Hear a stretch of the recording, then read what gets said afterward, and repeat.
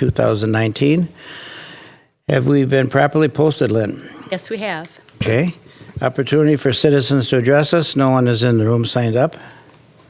And we do not have a bright lights today.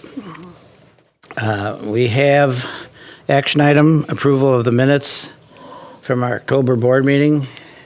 And we have those not in paper. I'm going to tell the community that's listening to this that we are going to be a little bit stumbling today because we're trying to do this all with a paperless meeting.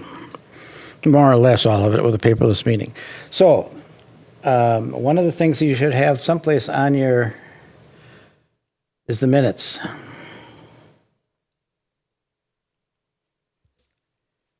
Lynn, when we get the little squares across the top, how do we know which one is the minutes?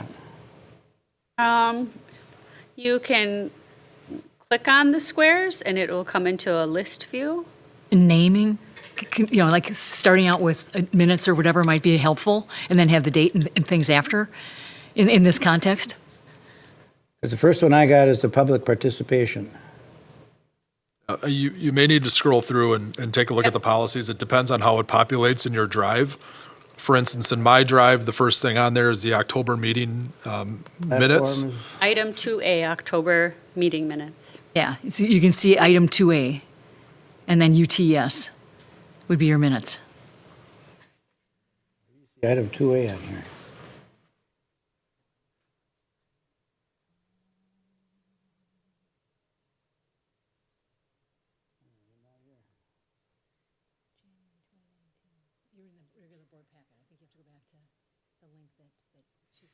Shared with me.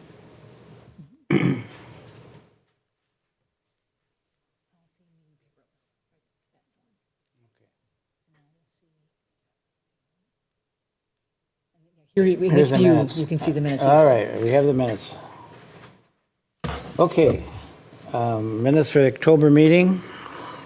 Action item, anybody wish to move for that? I move to approve the Corey? October 2019 meetings. Okay, Corey is a motion for the approval of minutes from then. And I can second Seconded that. by Diana. Any questions, changes to the minutes? I just for discussion, under the discussion items, it listed that we were going to talk about policy number 5111 at this meeting as a discussion item, and it's not on the agenda. And I had talked to Lynn about it, and it sounds like that's been postponed till another We'll be meeting. bringing that to you back in December. I had my team go to the state superintendent's conference on pupil services leadership, and one of the topics was on discipline and expulsions, and they came back with some valuable information regarding the impact that expulsion has on a student and their record and their ability to access things after they were expelled, regardless if it was a short-term expulsion or expulsion with services or reinstatement and so on.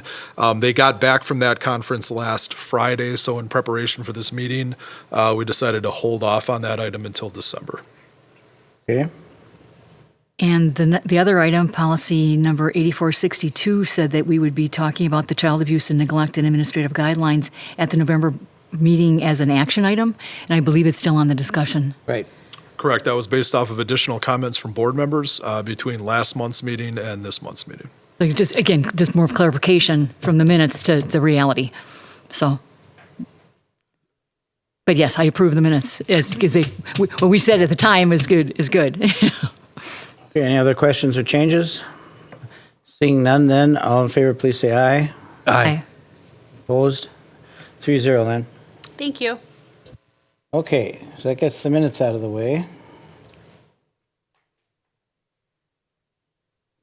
Brings us back to the agenda.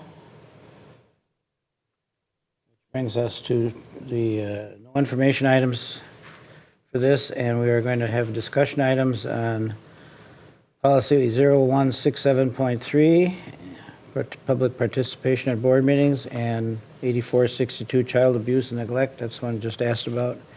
And later, after that, we'll get into the board docs platform. Lynn's going to walk us through that. So, first one is the public participation. So in the last several weeks, a number of questions have come up as far as what does the public participation at board meetings, what does that mean and who does that cover? based off of our policy, I would take you there to policy first. And it talks about who is considered to be the public on here. And if you scroll through, as to who can participate in a board meeting, there are some rules regarding who is there and what the rules are around participating. The policy indicates that the person who's eligible is a citizen of the school district of Waukesha. Meaning, I think they use the policy uses the term resident of the school district of Waukesha. District resident. Meaning that you live within the boundaries and you paid the taxes and the taxes support the school district of Waukesha. It also talks about how that public participation will be limited to 30 minutes at a board meeting. Unless extended by a vote of the board. There might be a topic, for instance, that the whole board wants to use. I think that there were some questions that came in from individuals who did not live in the district, but were perhaps educators in the system who wanted to speak. The policy would indicate that you need to be a resident of the district because the Board of Education represents the tax base.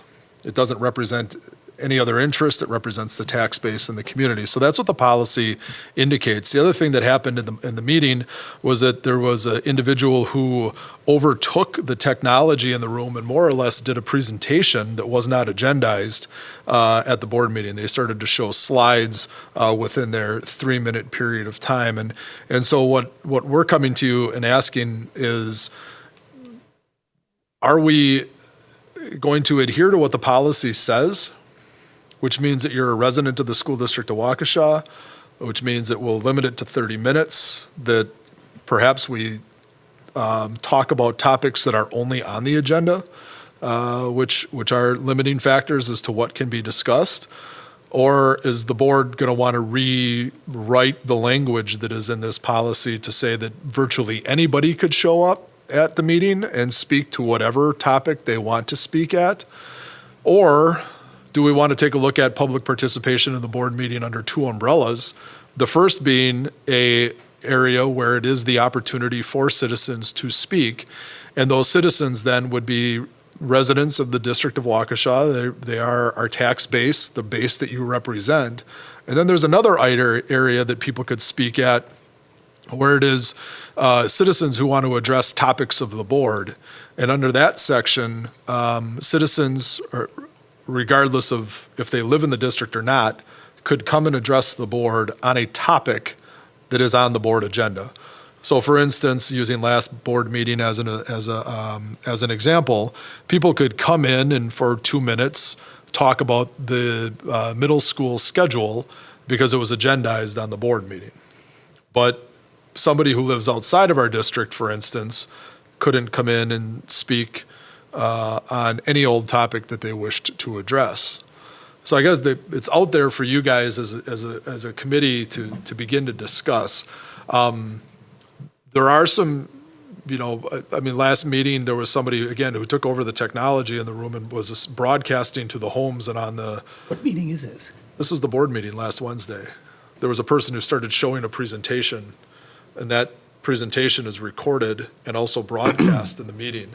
I don't remember that. Okay. During the public comment. It was dealing with the middle school schedule. They had their computer, the screens were taken over. So from administratively, we're asking what is it that the board wants in and around public participation? If the board wants more broad public participation, we should look at changing the policy language. If not, we need to then look at enforcing what is in the policy.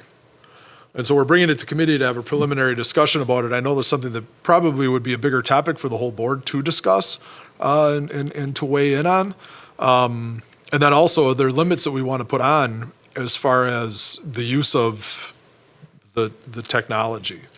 Because again, if you start doing a presentation, really that item should be agendized. These are limited for comment and comment only. Joe and I spoke about this last week sometime last week, I guess. And he did talk about the fact that there are other districts that do things other ways, and that would include having two different ways of dealing with public participation, one on a district-only basis, the other on basically a subject pre-exposed to a subject that's agendized. So that's one way to deal with this. I guess we didn't talk about the technology part of it, but that brings up another subject which can get out of hand. And so if you want to look at what the current policy says, if you look at the presiding officer shall be guided by the following rules, it's at the bottom of the first page of the actual policy. So if you skip past the executive summary, and then you see items A through K, which I read it, so. okay. Yeah. So if you're familiar with Yeah. what's in there, then I mean you'd understand then that what we're currently doing doesn't necessarily align to what this policy says. As a matter of information for you guys, we've had people actually calling the district office saying who can speak at a meeting. Do you guys let anybody speak at the meeting? What topics can be addressed? And so that then brings us back to this policy and I think to discuss it. When I spoke with Joe, I didn't like B as the way it is. It's probably okay, a matter of how you read it. Any district resident having a legitimate interest, blah, blah, blah. No place in there doesn't say anything about it. Only a district resident can speak about this.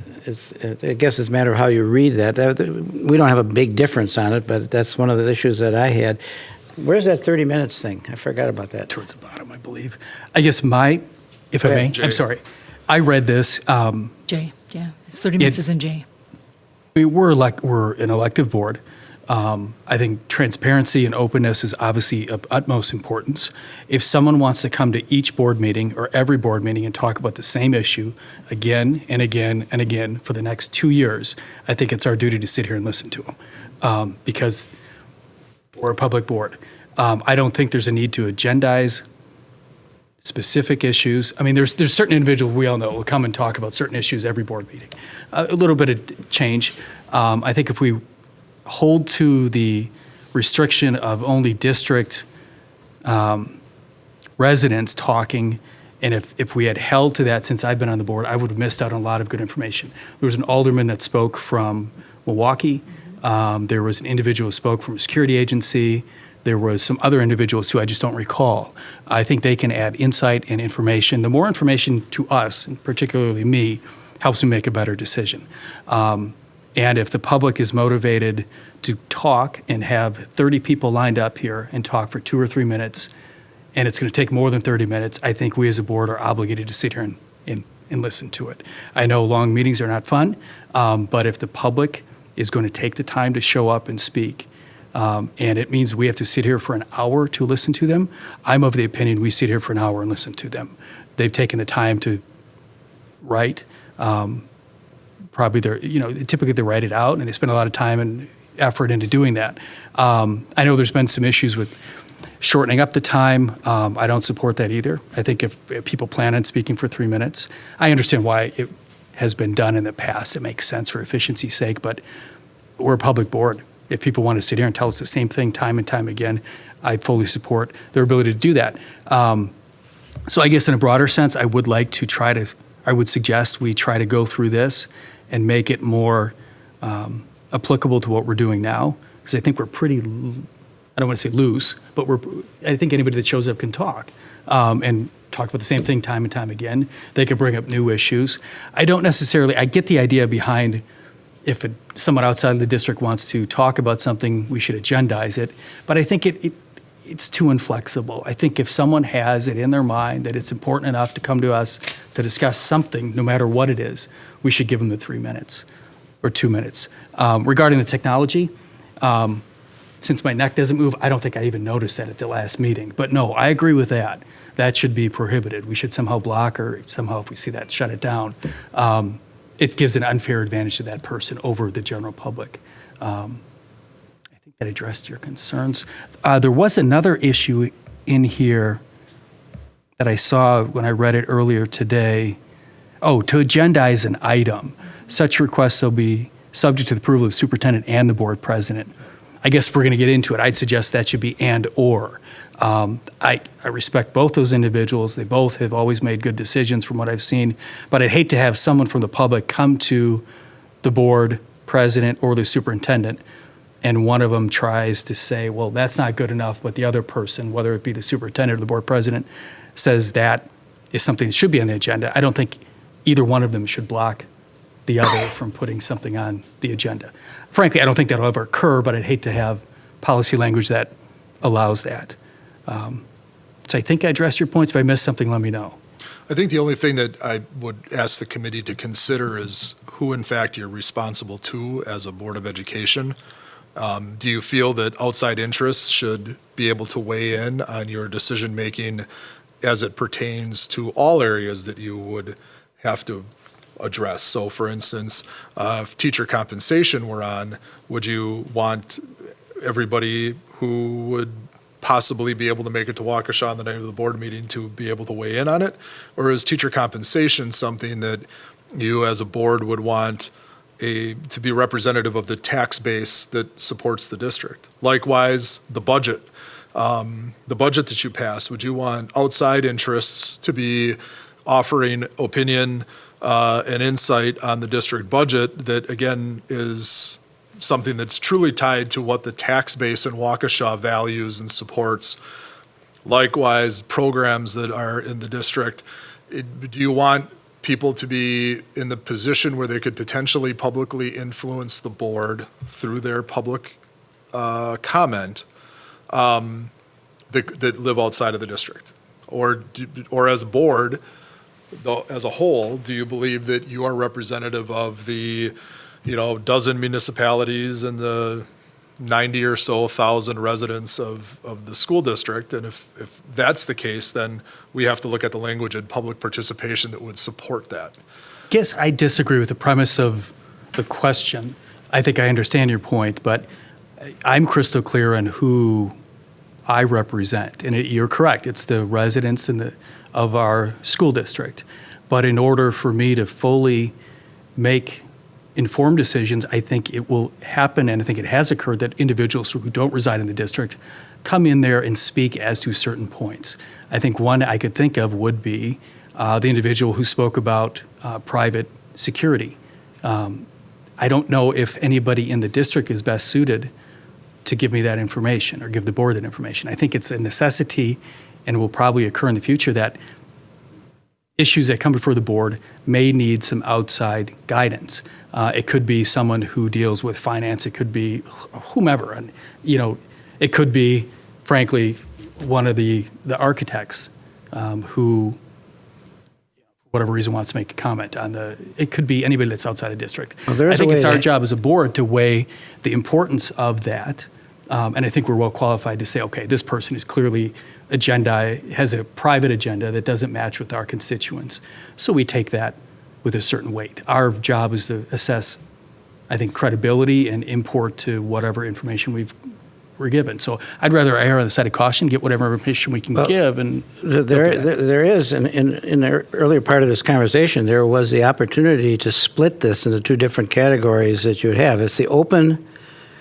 The way the policy is written today, it was considering it only the open public presentations where people stop in that night without any prearranged facilities to do that or agenda to do it. There are a number of districts. And no one is saying to get rid of that. Right. There are a number of districts that have this split into two sections, an opportunity for people to come in and speak to items that you have on the agenda. That would be, the budget is on the agenda, school safety topics are on the agenda, things of that nature are actually agendized, and they come through committee. Committee agendas are publicized. All the committee meetings have an opportunity for the citizens to speak. All of the committees do presentations where, using the example of the architects, where they actually are agendized, such as the Butler Move, where they come in and they can speak because the topic is agendized, and we've invited them in. The board, by the nature of the topic, has invited them in to speak. So there is that area, and if you can look district by district, I don't believe I don't know if Greenfield or Muskego has it split that way, but I do know some districts have that based off of their board agendas. Anybody can come in and talk to any topic that's agendized. But the public participation section, they do limit that to citizens in their community. There are other school districts that have this limited entirely to, you're a resident, you speak, we're going to give 30 minutes, people get 2 or 3 minutes to speak, and it's only on an agenda item that's on the board. And so that's why I think that this is a philosophical thing, that I think the board, the committee first, and then the board perhaps has to discuss, because it's come up as a point of question for citizens, for administrators, and I think some board members have also asked the question as to how do we treat this topic right now? Ann? I think, as Corey mentioned, in recent board meetings, we've heard teachers speak, and according to this policy, they're excluded if they don't live within the city, within the Waukesha School District. And I don't think that that's fair when there are policies that definitely impact their teaching situation. I think that they should have an opportunity to be able to speak to the pros and cons of decisions that are being made. I think the other thing that's really significant here is, do we want to have a time limit? The 30 minutes, and there was a lot of discussion, and the reason this part of our referring to this policy came up was taking those minutes and saying you can only have 2 minutes versus the traditional 3 minutes, et cetera. The way this is worded, it could be 2 or 3 minutes. Like, that was totally within policy guidelines. But again, is that the practice that we want to see happen? When it's just popped up and a change of procedure at one meeting compared to another. Yeah, and the board, I understand that you would want to hear citizens' comments. If you go back, about almost 10 years now, when Act 10 had first come through, a lot of school districts had large public participation, either in favor of, for instance, putting in a teacher contract or not putting in a teacher contract, or following Act 10 or resisting Act 10, and you could get hundreds of people who would come to a meeting. And if you limited it to 30 minutes, a lot of people would have been cut off. But if the board didn't take special action either, in order to grant that, you guys as a panel would not have had the ability to say, we've heard enough on this topic, we're going to stop it. So the way the policy is written, by board action, you can go beyond 30 minutes. That's the purview of the board, who has who has an eye on how many citizens are here. The ability to limit it to 2 or 3 minutes, on certain topics. The average board meeting, you get 2 or 3 people who show up, maybe 5 people who show up, they speak for their 3 minutes, you're 15 minutes into the meeting. But there are some meetings where you would want to be able to, I believe, say we're going to shorten that to 2 minutes if you have 50 people in the audience waiting to speak. Again, that's something that the board, I think, has the ability to decide. If you give everybody open mic, if you will, you could have a citizen, without any ability to control it, essentially take over, use the filibuster approach to what the board meeting is. Guess I look at, I'm sorry. No, I'm going to go. The issue that I see here is got 2 parts to it. One is the open, anybody come in and talking to us, and that one, I happen to prefer the way that we have it set up, where that is for the citizens of the district.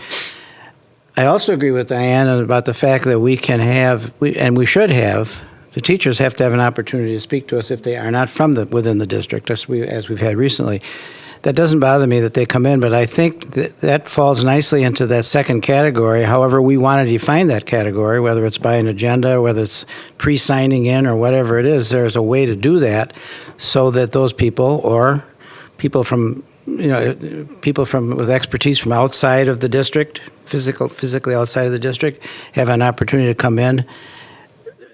We don't have to shut them down unless we feel they should be shut down for whatever reason that would be. I can't think of one right now. So I don't think there's no movement, in my mind, there's no movement here to try and cut anybody off from speaking with us. The problem is the way the policy is written today, that can't happen. It's only a citizen of the district that can talk to us.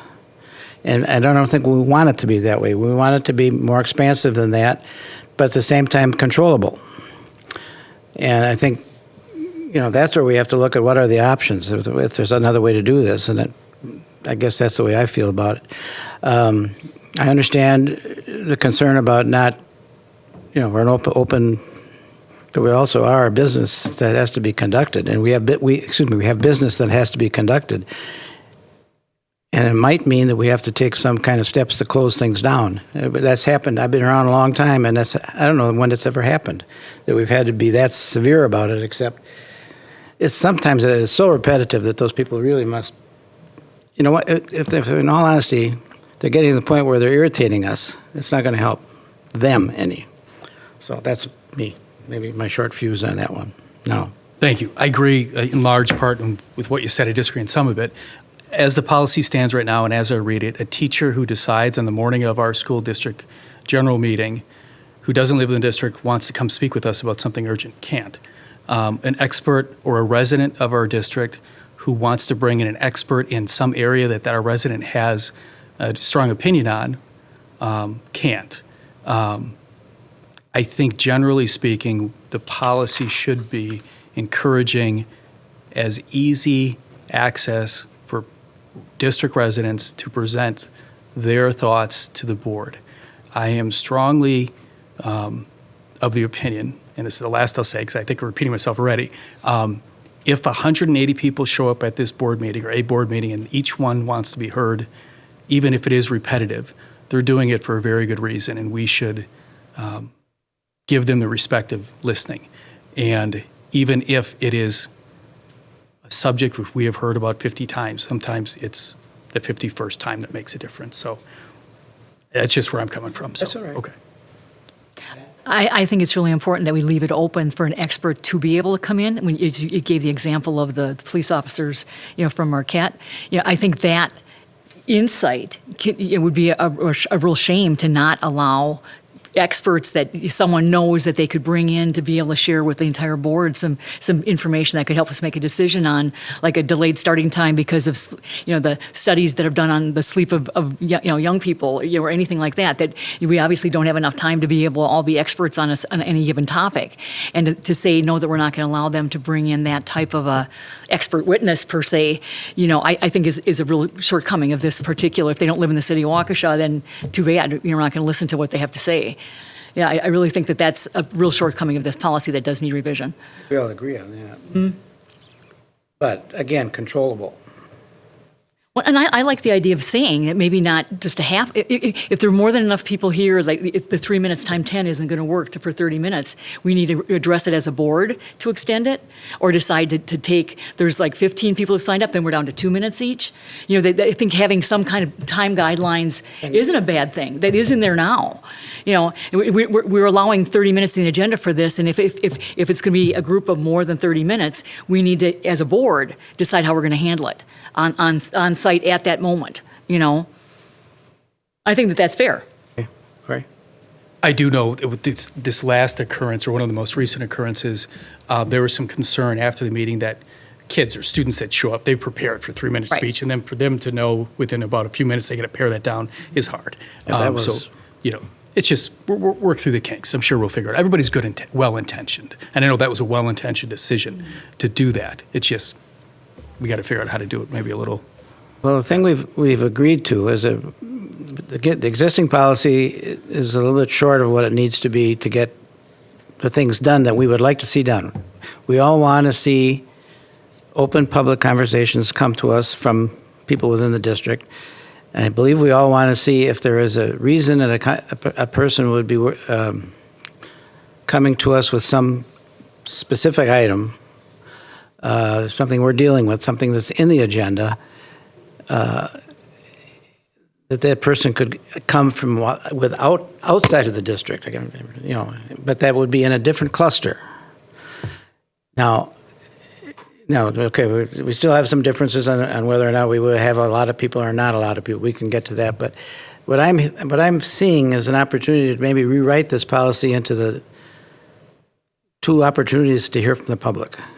So what Lynn and I will do between now and the December Policy Committee is take your comments this evening, and we will create policy language. More or less, it'll provide you guys some options to see what it looks like written out at the next board meeting, where we do what Bill talked about splitting it out, where we take a look at the number of minutes that are allocated. Do we need to do it by vote? And we'll be specific as far as what options are point by point, so that the committee here can discuss what we would then want to bring forward to the full board in January for full consideration on public participation.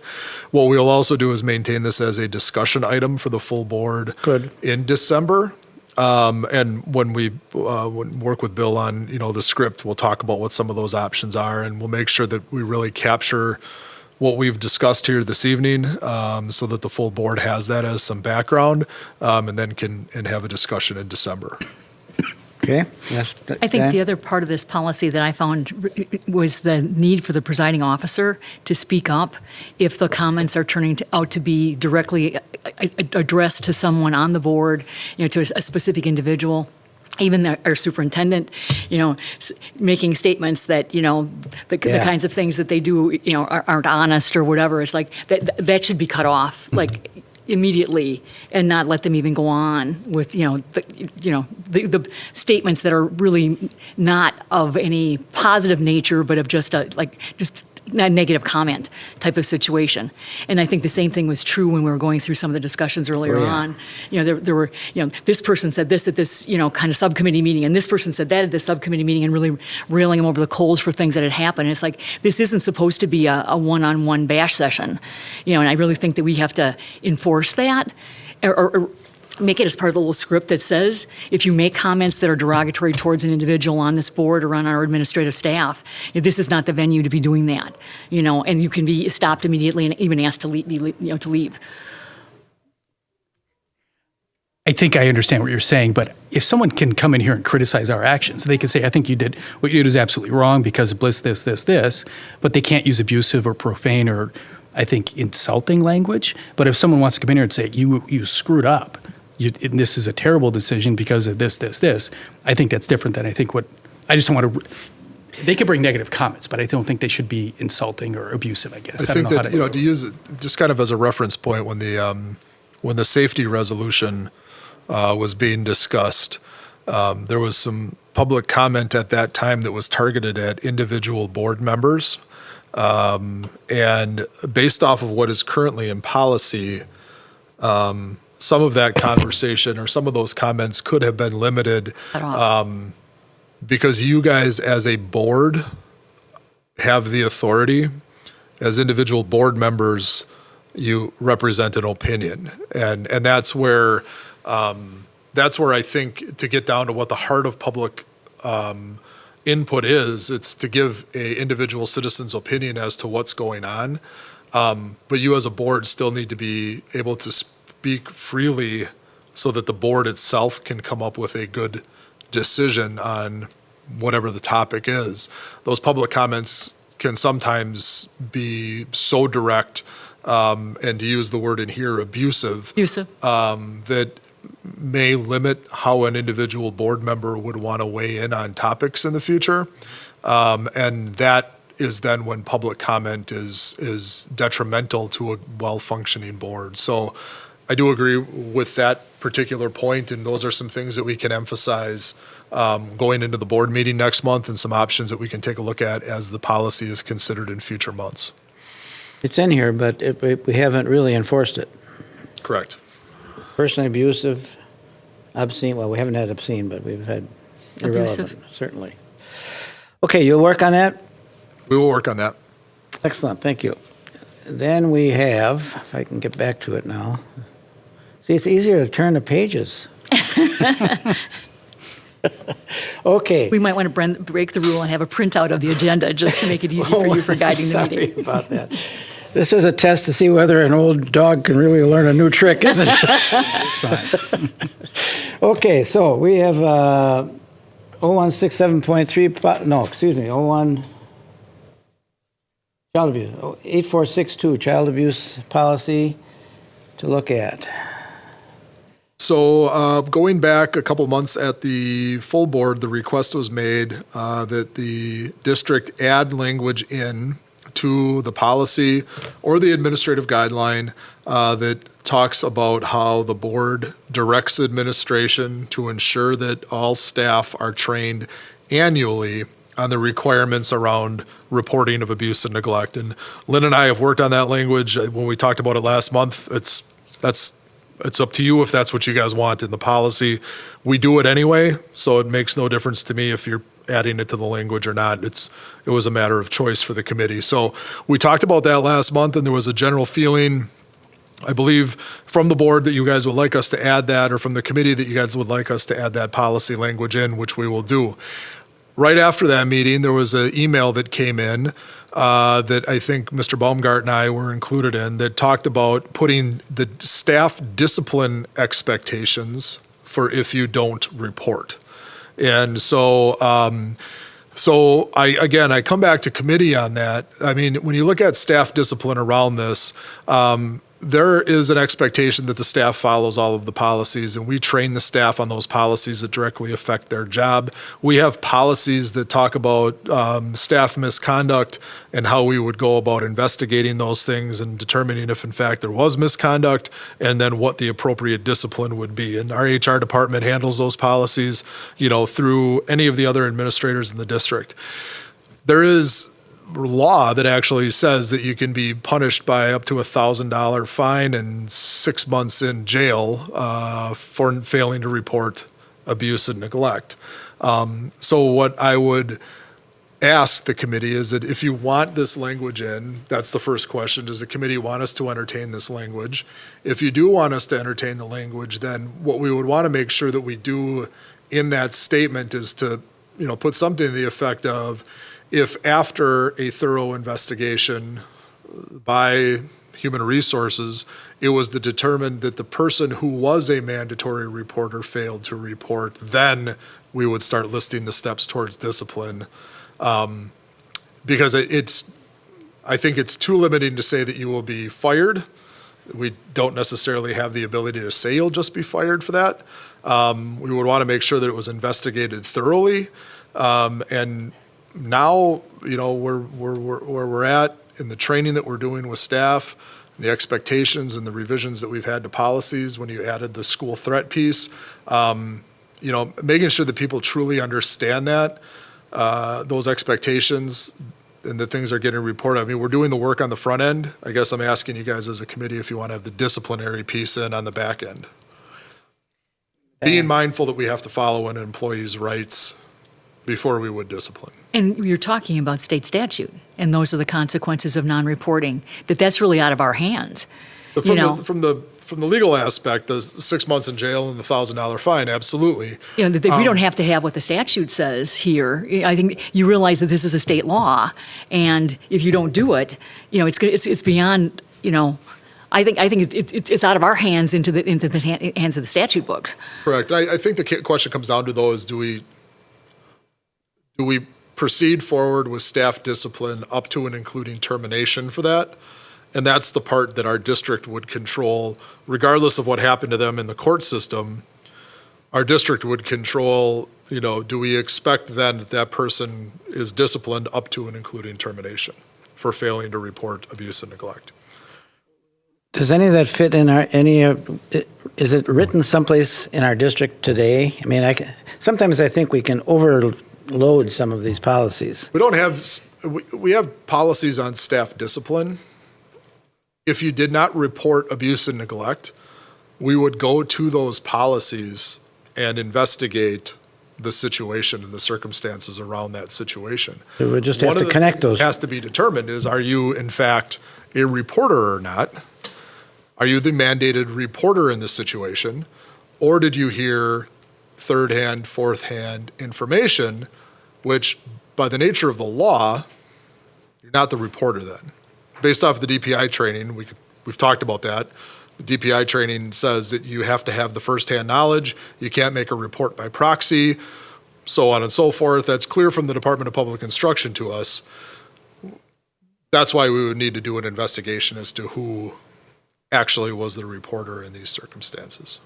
Sorry? So I guess the question you're asking, correct me if I'm wrong, is should we put in this policy some wording that says, if you are mandatory reporting, you fail to comply with this, punishment or whatever could be up to and including termination and criminal charges, something like that? Do we want to put Well, I would- something in the policy that says what the punishment? Yeah, I would eliminate the criminal charges because we don't have control over the criminal charges. Well, it doesn't say the district would bring it, but I mean, you could say you are subject to possible criminal charges, Yeah. which they are, for not, if they don't follow the mandatory Correct. requirement. Right. So the question is, what do we want to put in there, if anything? And we can we can come back with a recommendation for you guys. I just wanted to know if the committee is interested in adding the employee discipline piece to this policy. If you are, we can come back with language that meets that. But I didn't want to assume that based off of one email that the committee, which is an extension of the board, in fact wants us to do this. Again, I guess I would like to see what could possibly be entered into the policy. And I would wonder, at that time when I read that, is it redundant to something else? Okay. If it's already in there, in the documentation someplace, I don't necessarily like to repeat it over and over and over again unless it really makes sense to have it in that particular slot. Like in the employee handbook. So if you could, sure.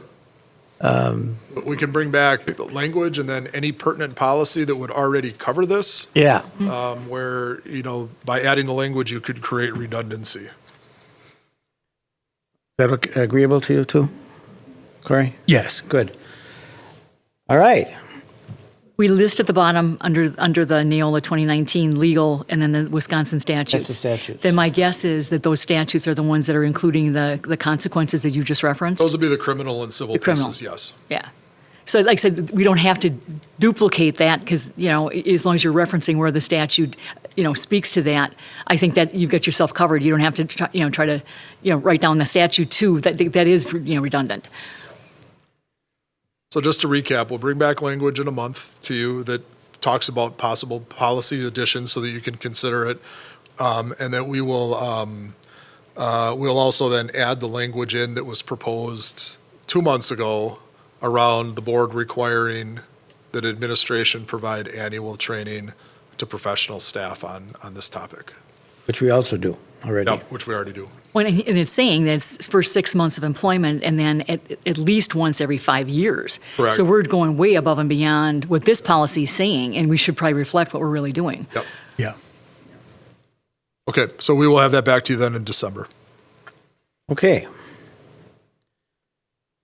And our next item on the discussion list is board docs, platforms. I think we're going to turn this over to Lynn or something, or Josiah. I will get it up on the screen, and then I'll have, Joe can talk us through, I can help talk through. We want ours on for this, or what? I'm going to project it up on the screen. I mean, you can certainly look along with the links that I provided you.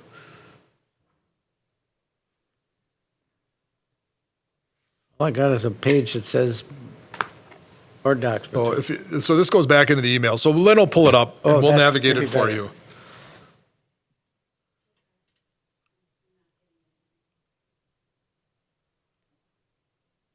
Hear ya.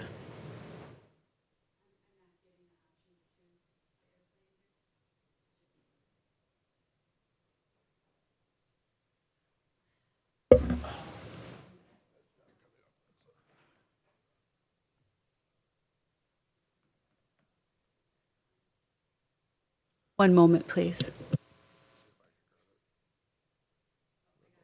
Got it? Okay. Sorry about that. Okay, so we talked last month, or we've talked now for a couple months about trying to go digital with our board agendas and things like that. Tonight was a test using the Google platform, which is convenient yet limiting as far as what a school district can do. So do you have ours up right now? This is ours, sorry, it's so very small. This is what the public and anybody looks at when they go to our district website and click on Waukesha board policies. It takes you to this board docs platform. It has our logo up in the upper corner, and you can search all of our policies or our guidelines that we have on record. This is the version we currently have, and you can see up at the top it says PL. I'm not sure what that stands for, but my mouse is kind of hovering over it. One step up from that is what the Greenfield School District has. This is what you get when you land on their page, and not only do they have the policies, which looks the same. It's loading, I apologize, there we go. But they also have information about their meetings. A limited or light version is what this is called, LT. So we can click on, and I'm a member of the public right now. I don't have any special rights to get in to the Greenfield School District, so I can see when their meeting is. And then if you look on the left side here, this is their agenda, which is electronic. And you can click on this item that they're going to discuss. And if there's an attachment for it, that would show up down here. You can click on the attachment, it opens it in another window. So where this would be beneficial, this level of platform would be beneficial, particularly to the policy committee, is when you debate a policy and when you come up with the final policy that you want to forward along to the board and the board then approves that policy, there's a bit of a delay between that approval and when Neola is actually able to publish that, because they have to go through and do some editing stuff and then get it posted to our website. What this platform would allow for is that the minute that the policy is approved at the board meeting, that policy is essentially a public document. If you're ever on the phone with a community member or citizen and they want to talk about grading, and our board policy was just changed on grading, you could say, go to the board docs page and look on the November meeting and click under policies and you'll see the grading policy, and then you'll see the current policy that was passed. It's still coded as being in a draft form, but nonetheless it is public. Currently, we don't have those documents public. We have to generate them through PDF, get into emails. It's a little bit slower. So on the front end, everything that would happen at a board meeting, any public document at the board meeting would then be available to our public to access before coming to a meeting. So again, getting back to that discussion around public comment, the citizens would have in advance, at least 24 hours in advance, access to the entire packet on their technology. This is accessible on a phone or on an iPad or on a computer. And they'd be able to see those items that you would be discussing that night in more depth than what your current agendas have without us having to print off a paper packet for people. The next school district that Lynn is going to show you is the Muskego Norway School District, and they have an area that's a little bit more advanced than what does the Greenfield District. This is what platform do they call this one? It's called Pro. The Pro version of the board docs. And so in addition to posting agendas, having the minutes out there, having the packets out there and everything like that, you can get into a little bit more depth in this model here. And you could actually, if you were to scroll in, if you Not sure where that is. Go ahead. If you were to go back to the, generally the public page.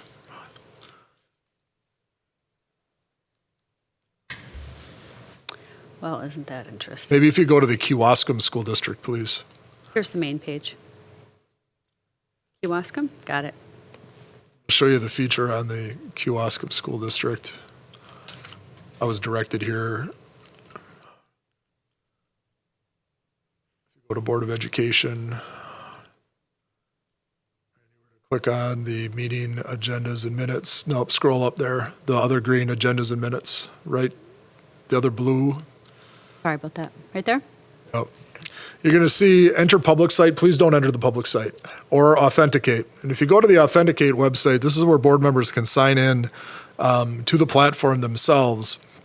And you'll have your unique login, and any document then that would be discussed, that would be a confidential document, that may be discussed, for instance, in a closed session, we would be able to put those in there as well, and so that they would be password protected and never then available to the public, which is currently how it's done. It's just done, in a folder and everything like that. So this platform is a bit more robust than what the Greenfield platform is, which is more of a public interface. This one then would be the tool for the board to be able to get your packets. Where having a platform like this would be beneficial, there's the meeting information that we would definitely be able to get out to the community. But from a functionality standpoint for the board, for the members of the committee here who are also on finance and facilities or on human resources, those are committees that, almost up until the minute the committee meeting starts, new information could be coming in. Teaching and learning, the policy committee, safety and security, technology, those committees, it's very easy to forecast out what the agenda is going to be. Very little changes up until the moment. But at HR, you could be getting new hires, you could be getting resignations, retirements, leading right up to the meeting. And this would be a platform that if, Sharon were in her office or Suzanne were in her office and that stuff came in, it could automatically be uploaded to the platform for the board then to have the information. Likewise, for the individuals who are on finance and facilities, if you go back to when we were looking at referendum financing, and some of those numbers were being run, late into the afternoon about the financing plan, again, you'd be in a position where you could have up-to-date information. All Darren would have to do or Jess would have to do is load that into that, and then the whole board plus the committee has access to that information without having to run additional copies and do I have enough copies? Do I not have enough copies? So from a functionality standpoint, we could assemble board packets a lot quicker. You wouldn't have to make sure that you're at home at 4 o'clock on Friday afternoon when the custodian drives the packet around. All this stuff then could be to you almost in real time to use. So we bring this to you tonight as just an overview of what Board Docs is. It's by no means the be-all, end-all presentation on it. We certainly could arrange with Board Docs if you wanted to have them come in and do a presentation to you. But more broadly, I guess, how did it go tonight looking at Google Doc? And do you like working in the digital platform, or are you still more inclined to want the paper packet and the work off of paper? A couple questions about that. Sure. And when these are just plain black and white sheets of paper that we saw here tonight. I mean, we're used to the reds and the greens and the underlining and the this, that, and the other things in the changes. Would the papers be coming through to us like next month? If you're going to add some wording in there, would that be coming in multicolored so we can see what is new and what the old is and stuff like that? Yes, I can even put on the screen for you. Now I'm logged into Waukesha's, and I'm not going to show anything confidential. Well, I still got the stuff, the policies we have in front of us. Right, so for example, Okay. this is something that we've already spoke to, it's been approved, it's already up there, but this is what it would look like on the screen. I'll just make it a little bit bigger because the items are so small, but it will look on the screen just like that. Okay. The red strike through, the green, So the new new and the old, information. or the cross off and the stuff like Yes. that will be covered. Corey? yes. When I get my packet, I read through it like everybody else does, but I circle it and highlight, what does this mean, that. Do we have the ability on this, if I just use my finger to, this policy, circle, question mark? You would have to create, there's an app, a PDF app, Okay, that would allow you to create what you're talking about, but you would not be able to do that in Board Docs. The same way you can do it on a printout. okay. So, I mean, if you print it out and you have your red pen, you can mark it up as you need to. If you had the PDF app that allowed you to do that, then you could do it in a separate format. But you would not be able to do that straight in the interface that you'd have with Is This that, would not be able to be edited then. Lynn would be the only one who would have editing rights over the policy. You would have to find a separate area to take your notes down Either that or printed on paper. Right. and then mark it up. Yep. Yeah, so for example, what's on the screen right now is the PDF editing, app that Joe was talking about, and you can turn on the highlighter, and let's say you're not sure about this sentence, you could highlight it for the meeting. But we would have to do that for each document, open it up in Yeah, that. It'd be right. cumbersome, right? Yeah. Right. At best. That would be, I like everything else about it, except that. In fact, So- glad you asked the question, because that's Yeah. one I forgot to ask. I was going to Yeah. ask that one. Because that is, I make notes too. Underline something or highlight it. But other than that, I was able to read it and fine, and Yeah, so from a matter of transparency, which was discussed before, going to the board docs platform with everything that's going to be discussed and all of the public documentation would be about the most transparent you could be with the board. Sue is excellent with agendas, and we have got a very good practice in the district not to, unless it's absolutely, absolutely necessary, do those last minute changes to board agendas. But that agenda is posted Friday before the meeting, and it is rare that gets changed the following week. It would have to be something substantial that would require the board agenda to be changed. So from the standpoint of being open to the public, that is about the easiest way to be open to the public. We've often heard, what if somebody doesn't have a device or, whatever it might be? We could always have a couple printed packets at a board meeting for those individuals. What we're learning though is by and large, everybody's got a device that would allow them to access this information.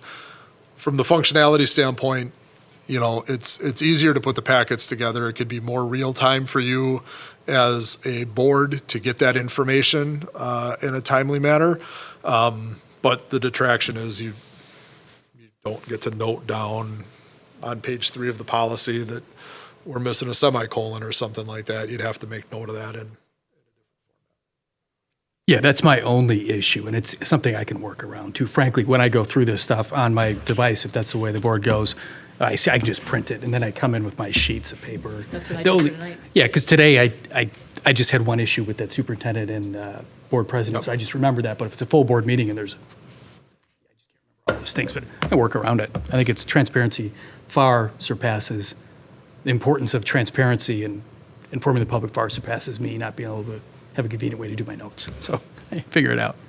So we currently do have access to board docs in the school district of Waukesha. apparently, because I've just got it up we here. just have, the only thing we have access to is the policy and the administrative guideline platform. We do not have, Lynn has access to the editing pieces of that, but everybody else just has access to the policies and the guidelines. We cannot post board agendas in it yet. We can't post board packets in it yet. We don't have the back channel piece where we could share with you the closed session type documents. We don't have any of that, but we do have just the policy platform. As I was looking at the other districts that have this, I thought it was really good that they would have the idea of the meeting announcements as part of the website, as part of the board docs. That, when Sue posts the meeting, or whoever's posting the meetings, that everybody could just come to our website and see that those meetings have been posted. And I liked that was like right down the side.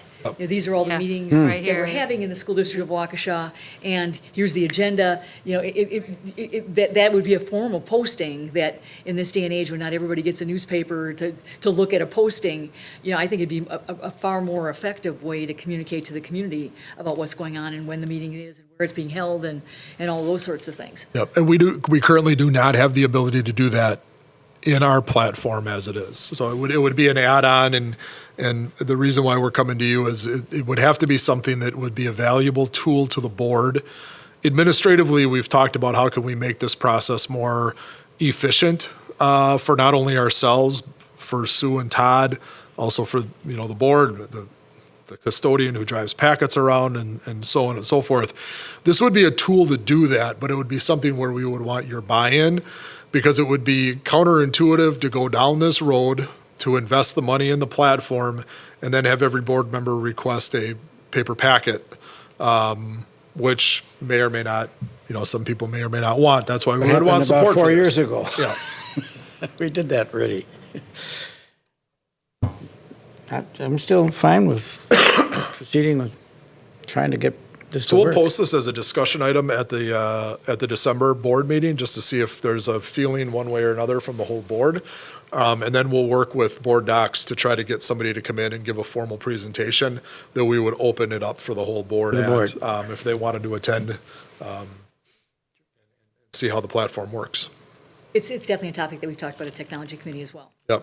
What is? I think that this would be this is a good way, and that's why I brought it up here, is like, I think policy is the most logical first step, baby step, to get involved in this. You know, I could see it going across the whole thing, but to get away from this is last week's, or last month's, packet, to get away from that, and then I want to find something, it's like, to wade through this and find it, compared to be able to go, I want to look at policy number, and then be able to get right Sure. there in a second, I think we could race you on that, though. Look how long it took us to find the beginning. I mean, I think from a practical standpoint, though, a lot of those policies, a lot of the stuff that goes into that packet, from the amount of time that it goes into it, the vast majority of those packets that are generated, we can watch them get thrown into the garbage, meeting after meeting after meeting. And so then what is the value then of the printed packet? Exactly. What is the value of the printed packet? I'm going through this pile of papers that I accumulated my first year on the board, and it's like, why? And then for me to find something is like, it's not convenient to even try to find it in that mountain.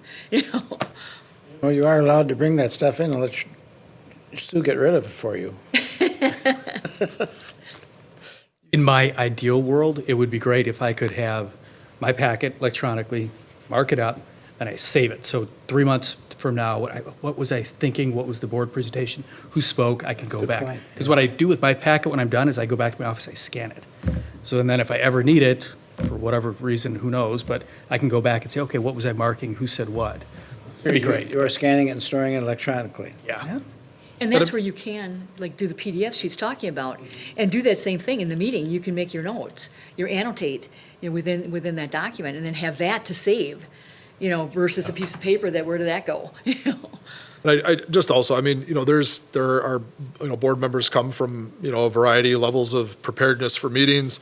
Some individuals, you get the packet torn open before the meeting starts and it's all fresh news. Other individuals have taken the time to read through the packet, make their notes, ask their questions either ahead of the meeting or during the meeting. And again, so this would be a way to say to everybody, you don't have to wait until the board meeting to open up your packet. You don't have to be home at 4:00 to get it. It is online. It is there. The information is just a password away. So, and we have furnished the board with iPads to use as a tool, and this would definitely be a reason to break out the iPad. And Some of these might need to be updated, right, Lynn? I still have to crank mine. The advantage of being a new member on the board. Yeah. Anything else No, on sir. this? The last item is any recommendations for a future committee meeting? Besides what we've already talked about as recommendations for the next two items for the next meeting? one of the topics that I'm going to be bringing forward, there have been some questions from different committees and different administrators on the way that we have the board agenda Thank you. set up. There are the agenda is set up for action, information, and discussion. And there was a point in time, I've been here for 6 years, early on in my career, different committees had different agendas. And there was always this, can we talk about an information item? Or do we always have to have it as a discussion item? How come it wasn't agendized as a discussion item? We really want to talk about it. There's nothing about a board agenda. The only thing that you really need to list on a board agenda is an action item to let the public know that you are having action on a singular topic. Information and discussion, again, it's interchangeable. So the item could be information/discussion. It could just be discussion items. It could just be information items. Those are things that we would have to tease out. The last attempt at the agenda was to try to streamline what it is that we do. And so not to limit discussion on an item on the agenda, but really to say that a discussion item is something that in the future, the board is going to take action on, or may take action on. An information item is something that the board just needs to be aware of. But again, it comes down to, can we talk about it or can't we talk about it? So some people are asking, could we just do information/discussion and go forward?